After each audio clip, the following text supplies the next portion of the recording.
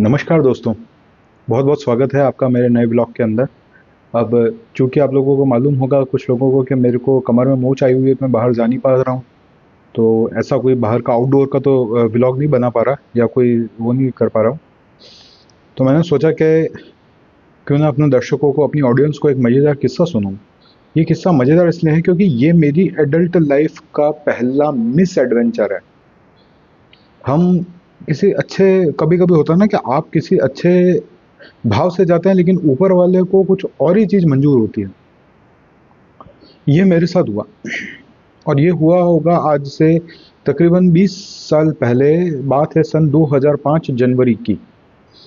जनवरी में भी मुझे अच्छे से याद है कि लास्ट वीक ऑफ जनवरी चल रहा होगा, उस समय की बात है।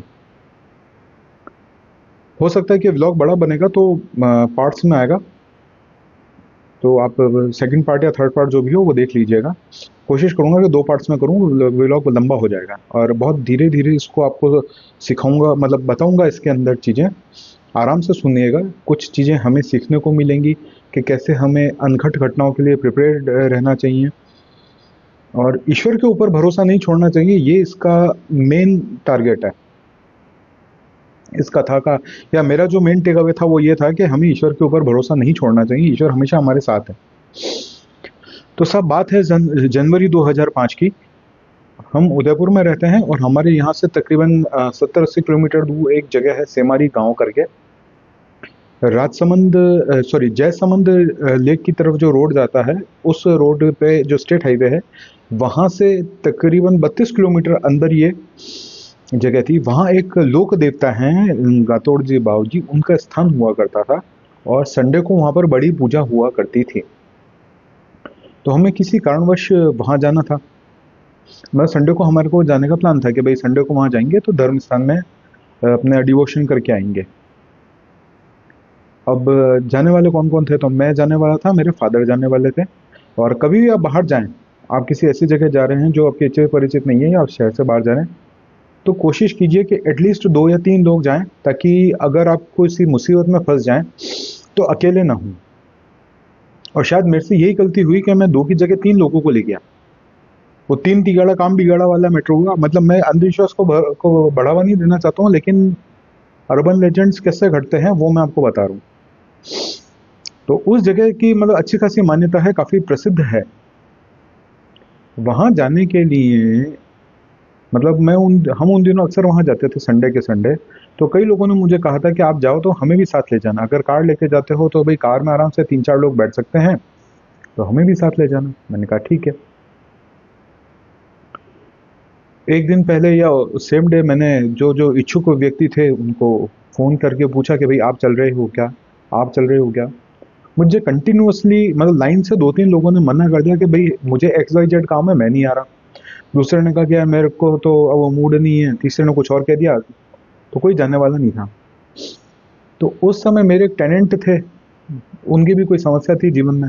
मैंने कहा भाई हम ऐसे ऐसे जा रहे हैं, आप चलोगे क्या? उन्होंने कहा ठीक है मैं चलूंगा। लेकिन ये शायद भाग्य का एक इशारा था, जब मुझे पहले ही समझ जाना चाहिए था। जब मेरे को 2-3 लोगों ने लाइन से मना किया कि नहीं हम नहीं जा रहे, कल तो नहीं जा पाएंगे, अगले संडे देखेंगे, या आज नहीं जा पाएंगे अगले संडे देखेंगे, वो इशारा अगर मैं वही समझ जाता ना, तो मैं हम इतने परेशान नहीं होते और हमारा इतना फालतू का पैसा नहीं लगता जो हमारा लगा। अब साहब जाने का जरिया क्या था कि मेरे पास उस समय एक काफी पुरानी फिएट की प्रीमियर पद्मिनी कार हुआ करती थी, जो मैं किसी से इसलिए लेके आया था कि मुझे कार चलाना आ जाएगा और हम लोग सीख जाएंगे कि भाई कार का मेंटेनेंस क्या होता है, कार में क्या क्या काम होता है। लेकिन हाँ, उस गाड़ी को मैंने एक अच्छी तरीके से वेल मेंटेन कर रखा था। मतलब गाड़ी में ऐसा कोई प्रॉब्लम नहीं था, या वो पर्टिकुलर दिन मेरी किस्मत खराब थी, आप ये मान लीजिए। उस कार में ये होता था कि हम, कुछ लोग जानते होंगे कुछ लोग नहीं जानते होंगे, कि पहले आप जो ये लाल LPG के सिलेंडर आते हैं, वो गैस्केट लगा के आपकी गाड़ी की डिक्की में रख दीजिए और उससे कार चल जाती थी। और कार उस LPG सिलेंडर में लगभग 250 से 300 किलोमीटर चल जाती थी। और ऐसा कोई इशू नहीं था कि भाई आपको मतलब मैं लाल सिलेंडर लगा के उस समय आप कार चला सकते थे। नियम कायदे कानून थे, थोड़े नहीं थे, ऐसा कुछ सीन था। तो हमारे पास में क्या था कि साहब, अब स्टोरी को एक मूर्त रूप देना शुरू करते हैं। मैं, मेरे फादर, मेरा टेनेंट, हम 3 जने मेरी फिएट प्रीमियर पद्मिनी कार के अंदर जा रहे हैं। वो कार एक गैस्केट के ऊपर है जिसमें हमने लाल रंग का सिलेंडर लगाया हुआ है। एक मेरी समझदारी ये थी कि मैं जब भी बाहर जाता था तो मैं उसमें हमेशा एक फ्रेश टंकी, जो 14 किलो का जो सिलेंडर आता है बिल्कुल फ्रेश, वो लगा के जाता था कि 250 किलोमीटर गाड़ी चलती है और अपने को 80 किलोमीटर जाना है तो अपने पास में सफिशिएंट फ्यूल रहना चाहिए। ठीक है साहब, ये किया हमने और हम निकल पड़े। अब रास्ता शुरू हुआ, रास्ता बहुत अच्छा चल रहा है, हम गाने सुनते हुए जा रहे हैं, मस्त मजा आ रहा है, कोई दिक्कत नहीं। अमरपुरा गांव आता है उदयपुर से लगभग 54 किलोमीटर के बाद में, और वहां से आपको राइट लेना होता है सरड़ा गांव की तरफ। अमरपुरा से सरड़ा है लगभग 19 किलोमीटर और सरड़ा से सेमारी पड़ता है 13 किलोमीटर। मतलब आप स्टेट हाईवे जैसे ही छोड़ते हो, 2 लेन स्टेट हाईवे, तो अगेन आपको 32 किलोमीटर अंदर जाना है। और ये 2 ही मेजर स्पॉट्स होते हैं, बीच में ऐसा कुछ जगह नहीं थी उस समय, 2005 में। अब का तो मुझे पता नहीं, मैं बहुत लंबे समय से वहां नहीं गया। तो ठीक है साहब, अमरपुरा विलेज से, मतलब अमरपुरा से हमने गाड़ी राइट टर्न की और हम जा रहे हैं। अचानक मैं ये देखता हूँ कि जो कार है वो मतलब राइट की साइड में खिंच रही है, मतलब कार यूं चलनी चाहिए, वो यूं निकल रही है। तो मैंने यूं मुड़ के देखा कि क्या दिक्कत है, तो पता चला कि जो मेरा पीछे वाला टायर है वो पंचर हो गया साहब, वो बैठ गया। अब ठीक है, टायर पंचर होना मामूली बात है, अपन ने कहा कोई दिक्कत नहीं।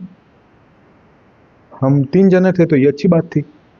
हम उतरे, हमने उतर के सबसे पहले, भैया अगर आप पंचर बनाना जानते हैं, टायर चेंज करना जानते हैं, तो आपको पता है कि सबसे पहले आपको आपकी डिक्की खोलनी है कार की, उसमें से या जहाँ भी स्पेयर टायर है, स्पेयर टायर को निकालना है, जैक को निकालना है, जैक पाना निकालना है और व्हील पाना निकालना है, जिसको घुमा के आप व्हील को खोलोगे। अब किसी कारणवश ये होता है कि हाँ, तो हमने डिक्की खोली, ये सारी चीज़ें बाहर निकाली। अब मैं व्हील पाना, जो कार में लगा हुआ व्हील है उसमें लगा के उसको घुमाने की कोशिश कर रहा हूँ, वो घूम ही नहीं रहा है। पता चला साहब, लग नट्स जो हैं, जो आपके कार के पहिए के नट्स होते हैं ना, वो जैम है। अब आप क्या करोगे, आपके पास में प्रॉपर टूल्स नहीं, हम परेशान हो रहे हैं, क्या करें क्या नहीं करें।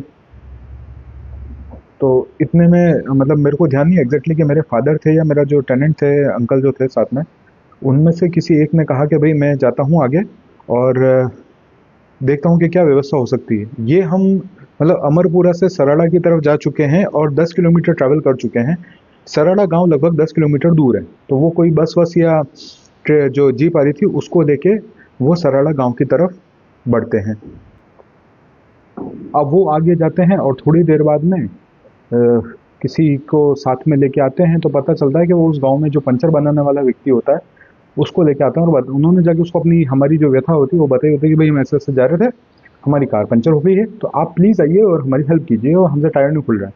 तो वो आदमी आता है और मतलब ट्रैक्टर वैक्टर में वो आदमी आता है, उसके साथ बाकी की जनता भी आती है। वो बेचारे जो गांव के लोग होते हैं वो हमारी बहुत अच्छी मदद करते हैं। वो फटाफट व्हील खोल देते हैं, मतलब वो कोई हथौड़ा वथौड़ा मार के या जैसे तैसे करके वो लोग व्हील खोल देते हैं। अच्छा, स्टेपनी के अंदर थोड़ी बहुत हवा होती है तो वो लोग नया व्हील फिट भी कर देते हैं। अब हमने जो व्हील उतरा है उसकी कंडीशन देखी तो पता चलता है कि वो व्हील कट गया, मतलब जो टायर है वो टायर कट गया है, उसमें हवा रुक ही नहीं सकती। और ये वो ज़माना था जब रेडियल टायर नहीं आते थे, मतलब इक्का दुक्का आते थे, रेडियल टायर का प्रचलन नहीं था, सिर्फ नायलॉन टायर चलते थे। टायर इन्फ्लेटर शायद होता ही नहीं था। आपके पास में एक ही ऑप्शन होता था कि आप व्हील अगर पंचर हो गया है तो आप उसको खोलिए और उसमें स्टेपनी लगाइए, और जब भी आप अपने टायर में हवा भरवाने जाते हैं तो स्टेपनी में भी हवा बराबर चेक करवा के रखिए। बस यही ऑप्शन था और कोई ऑप्शन नहीं था। ठीक है साहब, अब हम सरला के अंदर, ठीक है साहब, गाड़ी में ये सब हो गया। अब जो व्हील उतरा है वो कुछ काम का नहीं, उसको अपन ने एज इट इज अपने उसमें रख दी डिक्की के अंदर, और हम कार लेके ये जो पंचर वाले भाई साहब थे इनकी शॉप पे गए। उन्होंने कहा कि भाई मैं बहुत भक्त आदमी हूँ, मैं आपसे ज़्यादा पैसा नहीं लूँगा, आप मुझे कोई 100 एक रुपये दे दीजिए। मैंने कहा ठीक है साहब, हमने उनको 100 रुपये दे दिए, उनका धन्यवाद दिया, और ये सब करके फिर हम वहाँ से रवाना हुए सराड़ा से। अब हमारे को जाना है सेमारी। सेमारी है लगभग 13 किलोमीटर। 10 किलोमीटर चलते हैं और क्या देखते हैं कि जो स्टेपनी हमने लगाई थी व्हील, वो भी पंचर, वो भी फ्लैट, और वो भी उसी तरीके से कटा हुआ। अब आपकी गाड़ी में एक स्टेपनी होती है, एक स्टेपनी होती है, वो आप ऑलरेडी लगा चुके हो और वो फट चुका है। सर्दी के दिन चल रहे हैं, जनवरी 2005। अब आपके पास में क्या ऑप्शन है? अब आपके पास में कोई ऑप्शन नहीं। अपन ने क्या किया साहब, गाड़ी को धीरे धीरे चलाते हुए एक साइड में किया। तो सिमारी गांव से तकरीबन 3 या 4 किलोमीटर पहले एक छोटा सा तालाब आता था, जिसको वहाँ की दूध तलाई कहते थे, सिमारी की दूध तलाई। तो साहब हमने गाड़ी उसके वहाँ पे खड़ी की।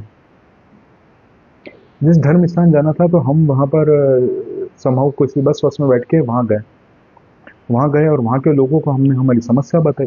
तो सब ने कहा कि भाई ये तो, भाई सब ने अफसोस जताया कि भाई ऐसी ऐसी बात है, अब क्या करें। तो उन्होंने कहा कि ठीक है, हम कोई दिक्कत नहीं, आपके टायर की व्यवस्था करते हैं, आपकी गाड़ी कौन सी है? मैंने कहा साहब फीएट। बोले डिस्क साइज। बोले, मैंने कहा डिस्क तो साहब उसमें जो डिस्क लगती है वो तकरीबन 16 या 17 इंच समथिंग की लगती थी, और उस समय वहाँ पर जो भी टायर या डिस्क मिल रहे थे वो सब अपने ये मारुति 800 की जो 12-13 इंच की व्हील साइज आती है, मतलब उस समय गाड़ियाँ यही चलती थी, 800 एस्ट्रीम और वैन। तो उनमें पहिए छोटे होते थे 12-13 इंच के, वो पहिए वो टायर मिल रहे हैं। अब तो उससे तो हमारा काम चलेगा नहीं। तो हमने उनको पूछा कि अब क्या करें? कि साहब आप, वो बोले कि देख लो। अब एक तो ये समझ में नहीं आ रहा कि गाड़ी हर 10 किलोमीटर पे टायर क्यों खा रही, ऐसा दिक्कत क्या हो रही थी। हम सब अभी पजल्ड है, ब्लैंक है, हमें कुछ मालूम नहीं हमें क्या करना। एक ऑप्शन तो दिमाग में ये आया कि अच्छा, अब पहली समस्या ये है कि आपको टायर लोकल में तो मिल नहीं रहा, सेमरी में आपको टायर मिलेगा नहीं। सराड़ा जाओगे तो कैसे जाओगे, या और किसी अन्य विलेज जाओगे तो कैसे जाओगे? वहाँ के जो लोग थे, मतलब वो उस समय वहाँ पे इतना डेवलपमेंट नहीं था कि आपको कोई मोटरसाइकिल पे बिठा के ले जाएगा या आपको टायर मिल जाएगा, आपके पास में शॉर्ट ही नहीं थी। ठीक है साहब, हमारा एक ऑप्शन ये था कि हम रात को वहाँ विलेज में ही रुकें। तो हमने उनको पूछा कि साहब यहाँ पे रात रुकने की क्या व्यवस्था है? तो वो बोलते हैं कि साहब यहाँ पे रात रुकने की कोई व्यवस्था नहीं है, यहाँ पे कोई सराय नहीं है, यहाँ पे कोई धर्मशाला नहीं है। तो और अगर आपका कोई रिश्तेदार परिचित हो तो आप वो उसके यहाँ रुक सको तो रुक जाओ, बाकी कुछ नहीं हो सकता, रुकने का तो कोई सवाल ही नहीं है। तो साहब अब समस्या ये हुई कि एक तो टायर लेके आना है, और फिर गाड़ी को लेकर जाना है वापस घर पे उदयपुर लेके आना है। तो हमने उनको, जो महंत जी थे फलाहरी पन्नालाल जी महाराज, उनको पूछा कि भाई महाराज आप ही कुछ व्यवस्था करें। तो उस समय क्या था कि वहाँ पर एक कोई टैक्सी टाइप आदमी चलाता था। उसको बोला कि यार देख, ऐसी ऐसी प्रॉब्लम है, तू क्या कर सकता है? उसने कहा कि साहब मैं इनको ज़्यादा से ज़्यादा अमरपुरा स्टेट हाईवे तक छोड़ दूंगा। तो उसको पूछा कि भैया अमरपुरा स्टेट हाईवे तक के क्यों छोड़ेगा तू, मतलब अमरपुरा स्टेट हाईवे तक छोड़ रहा है तो तू 32 किलोमीटर समथिंग जा रहा है, तो आगे 54 किलोमीटर भी चला चल, हम तेरे को पैसे दे देंगे। बोला मैं साहब मैं इसलिए नहीं जाऊंगा कि मेरी गुजरात नंबर की गाड़ी है, उसके पास एक वैन थी। बोला ऐसा मेरी गुजरात नंबर की गाड़ी है और मैं अगर उदयपुर में ले जाऊंगा तो पुलिस वाले मुझे पकड़ लेते हैं, मेरे को हैरेस करते हैं, तो इसलिए साहब मैं ज़्यादा से ज़्यादा स्टेट हाईवे जाऊंगा, उससे आगे नहीं जाऊंगा। तो उसको पूछा कि साहब आप पैसे कितने लोगे 32 किलोमीटर जाने के और वापस 32 किलोमीटर हमको छोड़ के आने के? उस समय गैस सिलेंडर की कॉस्ट थी लगभग 300 रुपये। उसने कहा कि साहब मैं आपसे लूंगा 1000 रुपये। हमने कहा भाई 1000 रुपये तो बहुत ज़्यादा होता है। उसने कहा साहब देखो ऐसा है, हम आपके शहर में आप टंकी बुक कराते हो तो 7 दिन में आ जाती है, ठीक है, या 7 दिन का वो गैप देना पड़ता है। हमारे यहाँ पे 15 दिन में या महीने भर में टंकी आती है, और वो भी हमें ब्लैक में मिलती है, तो हमें 300 रुपये की टंकी के 600 रुपये देने पड़ते हैं। तो साहब, और प्लस मौके की बात है, ये है वो है, मैं आपको यूं करते हुए 600 या 1000 रुपये उसने कुछ बोला। अब मरता क्या नहीं करता वाली सिचुएशन थी। हमने कहा वाह भाई चलो ठीक है। उसने कहा मैं आपको स्टेट हाईवे छोड़ दूंगा अमरपुरा, वहां से आपको बस मिल जाएगी। अपन ने कहा ठीक है साहब। तो हम 3 जने उसकी वैन में बैठे। अच्छा, हमने उसको कहा गाड़ी हमारी वहाँ का, हमने वहाँ पे लोकल लोगों को गाड़ी हमारी खड़ी। बोला आप चिंता मत करो, ये शहर नहीं है, शहर के लोग बदमाश होते हैं, गांव के लोग बदमाश नहीं होते, सीधे होते हैं। आपकी गाड़ी कहीं नहीं जाएगी, कुछ नहीं बिगड़ेगा। मैंने कहा ठीक है साहब चलो। बोले कोई कीमती चीज़ हो, पैसे वैसे तो वो निकाल देना। मैंने कहा नहीं, ऐसा कोई कीमती सामान उसमें गाड़ी में नहीं है साहब। हम उन जो टैक्सी वाले भाई साहब थे उनके साथ बैठे वैन में, वो हमें फटाफट फटाफट अमरपुरा पे जो स्टेट हाईवे था वहाँ लेके आए। और तो उसको इतना सा बोला हमने कि भाई तेरे को पैसे तो हम दे रहे हैं मन माफिक, तू एक काम कर, जब तक बस नहीं आती तब तक हमारे साथ खड़ा रहे। अगर मान लो वापस कहीं जाना पड़ जाए तो वो बोला ठीक है, नहीं कोई दिक्कत नहीं। 10-15 मिनट में बस आ गई। हम लोग बस में चढ़े, हमने उसको पैसे दिए, तो जो कंडक्टर था वही वंडर कर रहा, अरे बाबू जी इसको इतने पैसे क्यों दे रहे हो आप? मतलब हम उसको दे रहे तो 100 के नोट निकाले तो 1 note, 2 note, 3 note, 4 note, 5 note, so on. उसने कहा यार आप इसको इतने पैसे क्यों दे रहे हो? फिर हमने उसको हमारी समस्या बताई, तो वो बोला कि अच्छा। पहले तो क्या ये भाई साहब हमको बोले कि देखो साहब गाड़ी सलूम्बर से आ रही है तो मैं आपका सलूम्बर से उदयपुर तक का पूरा टिकट का पैसा लूंगा, ये नहीं करूंगा वो नहीं करूंगा, मैं ये कंसिडरेशन नहीं करूंगा कि आप अमरपुरा से बीच से चढ़े हो, ऐसा है वैसा है। हम मतलब उस समय तक हम मेंटली इतना फटीक हो चुके थे कि दिमाग ही नहीं लगाया। उसने कहा कि मैं इतना पैसा लूंगा कि भाई तू ले लेना, कोई दिक्कत नहीं। जब उसने हमारी राम कहानी सुनी उस बस के कंडक्टर ने, तो उसका क्या दिल पसीज गया। उसने कहा कोई बात नहीं साहब, मैं आपके अमरपुरा से ही पैसे लगा रहा हूँ, उसके आगे के नहीं लगा रहा हूँ, मतलब सलूम्बर का टिकट नहीं बना रहा हूँ। तो साहब आप ये देखिए कि हमने सेमारी से अमरपुरा का जो 32 किलोमीटर का सफर था उसके कोई 600 या 1000 रुपये समथिंग दिए होंगे। और अमरपुरा से उदयपुर जो 54 किलोमीटर 50 किलोमीटर का सफर था, उसके हमने कोई 60 रुपये पर पर्सन में या 60 रुपये टोटल दिए होंगे, कोई मतलब 100-125 रुपये उसके दिए होंगे और ज्यादा कुछ नहीं। खैर वक्त वक्त की बात होती है, मौके की बात होती था। अच्छा उस समय क्या एक झमेला ये था कि अब वो फीएट प्रीमियर पर नहीं थी, जिसकी कंपनी बंद हो गई थी, तो स्पेयर्स की अवेलेबिलिटी नहीं, टायर्स की अवेलेबिलिटी नहीं, रोड साइड असिस्टेंस तो उस समय मारुति का भी नहीं आता होगा शायद तक, मुझे जहाँ तक ध्यान है। तो वो समस्या, मतलब आप अपने you are on your own. लेकिन ऐसे जो अनुभव होते हैं ना वो आपको जिंदगी में बहुत कुछ सिखा के जाते हैं। वो कहते हैं ना कि tough times built a character, तो हमारा कैरेक्टर बिल्ट वहां से हुआ। और उसके बाद में मतलब ये घटनाक्रम जब मेरे साथ में घटा ना, तो उसके बाद में फिर मतलब मैंने घबराना तो बंद ही कर दिया जीवन में, कि जैसी भी सिचुएशन हो गया निपट लेंगे उससे, कोई दिक्कत नहीं। ठीक है साहब, अब हम आए अमरपुरा से Udaipur roadways bus stand. Roadways bus stand आए साहब, हमने एक ऑटो किया। ऑटो वाले को पूछा कि भाई तेरे को यहाँ से भाई घर तक जाना है, कितने पैसे लेगा तू? उसने कहा कि साहब मैं 51 रुपये या 50 रुपये लूंगा। अपन ने कहा ठीक है भाई चल। साहब हम उसके ऑटो में बैठे, घर आए, ऑटो वाले ने हमें उतारा, उसको पैसे दिए, ऑटो वाला अपने घर गया, चला गया। मतलब उस समय मेरे पास में CDMA मोबाइल रिलायंस के ब्लैक एंड व्हाइट हुआ करते थे, तो मेरे पास नोकिया का एक 2280 करके फ़ोन हुआ करता था, जिसमें मतलब हम ये सब काम में ले रहे थे। मैंने मेरी जेब में हाथ डाला तो मेरा जो नोकिया का फ़ोन है वो मिसिंग है। अब मैं परेशान के फ़ोन कहाँ है, परेशान इसलिए फिर मुझे याद आया कि हाँ,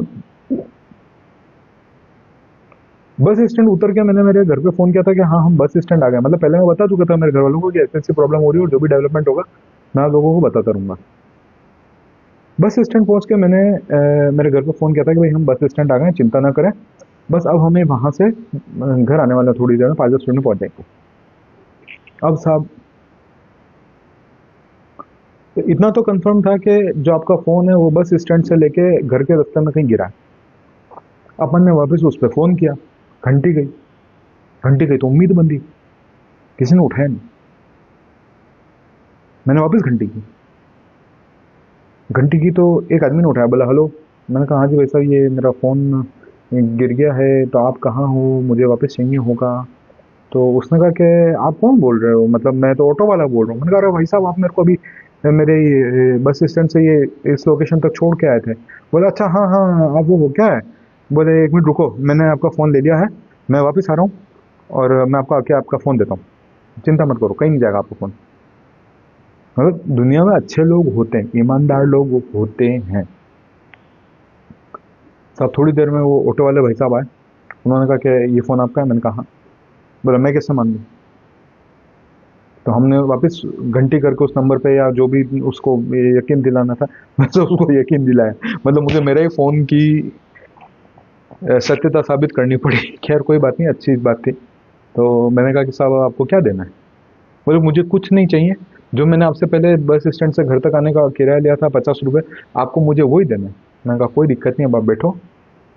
हमने उस आदमी को 100 रुपये या 151 रुपये जो इनाम के होते थे उस हिसाब से वो दिए। मैंने कहा भाई साहब ये तो आपका 51 रुपये या जो भी है ये तो आपका भाड़ा, और ये 101 रुपये आपकी ईमानदारी का इनाम है, आप इसको रखिए। और फिर मैंने उसको मेरी कहानी सुनाई। मैंने कहा कि देख आज मेरा दिन इतना ख़राब निकला है कि मैं ऐसा ऐसा परेशान हुआ हूँ कि मैं बता नहीं सकता हूँ। कि मेरी गाड़ी ख़राब हो गई, गाड़ी ख़राब हो गई तो उसके स्पेयर्स नहीं मिले, वहाँ रुकने की व्यवस्था नहीं, वहाँ से आने की व्यवस्था नहीं, और लास्ट में ये हो गया। तो उसने कहा भाई साहब आप चिंता मत करो, आप भी भगवान के भक्त हो, मैं भी भगवान का भक्त हूँ, भगवान सब भला करेगा। तो साहब ये था हमारी इस स्टोरी का पहला हिस्सा। ऑलरेडी 20 एक मिनट हो गए हैं, तो अब मैं आपको दूसरा किस्सा जो है वो नेक्स्ट पार्ट में सुनाऊंगा कि कैसे हम हमारी गाड़ी को रेस्क्यू करके वहाँ से यहाँ तक लेके आए, और उसमें हमने क्या क्या सीखा या कैसे मैनेज किया, वो सब चीज़ें मैं आपको बताऊंगा।